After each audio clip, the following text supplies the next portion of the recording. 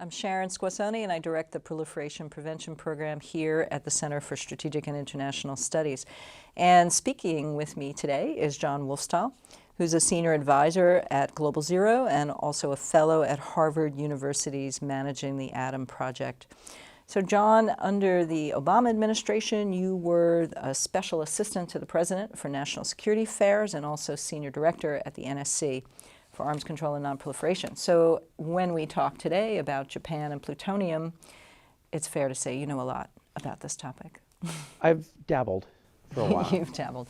So this is largely a non-issue in the United States for several reasons. One is we have had a nuclear cooperation agreement with Japan for many, many years. The current agreement was signed in 1988, and it's set to expire next year. But because of some clever writing, it will also just roll over indefinitely unless the parties choose to make an issue of one thing or the other. So the big question about this agreement is that the United States gave what we call advance consent to Japan in perpetuity to take our material, irradiate it in a reactor, and then take that spent fuel and reprocess it.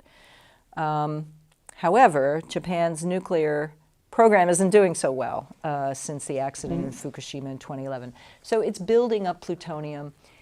It is set to open its new reprocessing plant sometime in the next few years at enormous cost.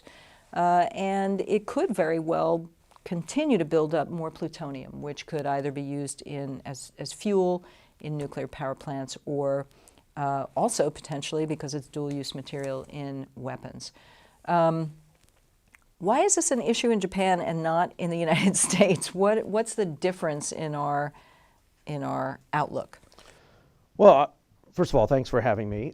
I would say the biggest difference is that this is Japanese money that's pouring into this system, and that they are never going to recover. And so in addition to the anti-nuclear power sentiment that built up particularly after the Fukushima disaster, you have the fact that nobody's really sure that this program is economical. It'll never break even, but nobody really knows how much it'll cost. In the United States, in the 1980s, it was quite controversial because it was the first time we were giving a close ally that didn't have nuclear weapons the right to do whatever they wanted with their plutonium as long as it was under IAEA safeguards and peaceful uses.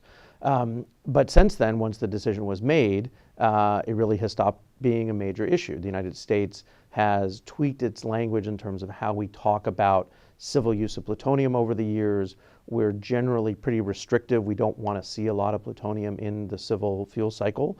It's an added complication. It adds security threats and risks that we'd prefer not to see. But the Band-Aid of Japanese plutonium was ripped off in 1988. And unless there's a major political change in the United States, it's probably going to stay in place for a while. And for our listeners who might not follow all these issues very closely, reprocessing was one of the things that is kind of banned under the Iran nuclear deal. That's right. So in the 1970s, the United States made the decision under President Ford not to pursue commercial reprocessing. We did that for economic reasons. In the United States. And then President Carter solidified that position and made it a pillar of his nonproliferation approach, that not only would the United States not use plutonium in the fuel cycle, we didn't want to see a lot of other countries do it either. And that was because India had tested its peaceful nuclear device in 1974. It was kind of a wake-up call. That's right. But we also knew that nuclear energy was spreading throughout the 1970s, really up until 3 Mile Island, and then until Chernobyl, nuclear energy was on the rise. And people felt that this was going to be an endless source of energy, and reprocessing was a natural way to conserve what were thought to be scarce uranium resources.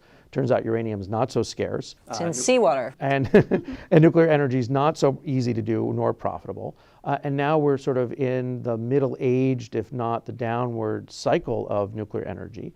And the only countries that are really being caught short are the ones that have nuclear weapons, like Russia and France, who have committed a lot of money to reprocessing, and Japan.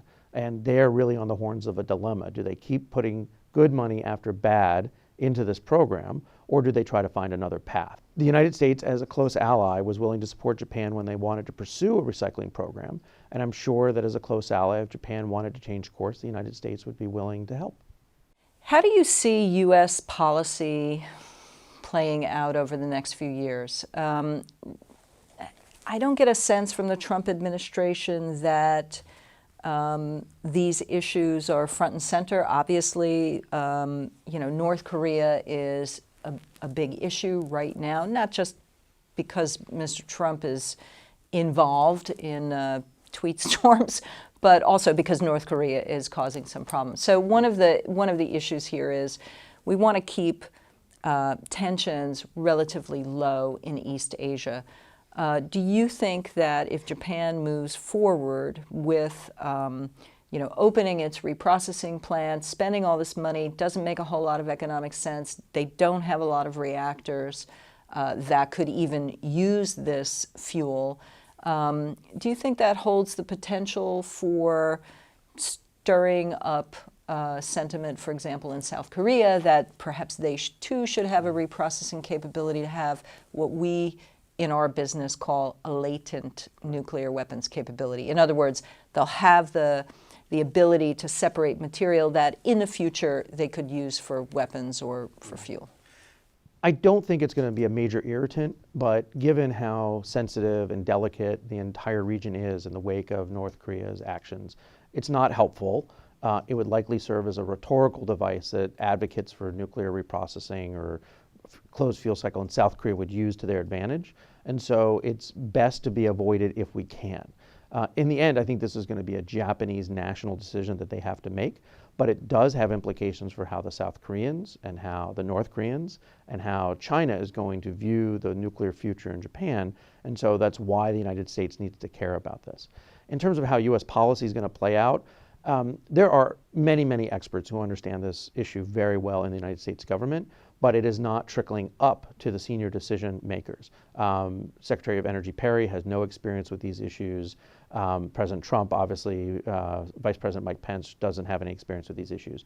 And we've seen that the personal relationships that the president has with Abe and with others can influence their decision making on complicated, sensitive, critical issues. And so what I worry about is that South Korea might come to President Trump and say, this is what we need to counter North Korea, just as they have with being having missile range restrictions lifted as part of our bilateral agreement.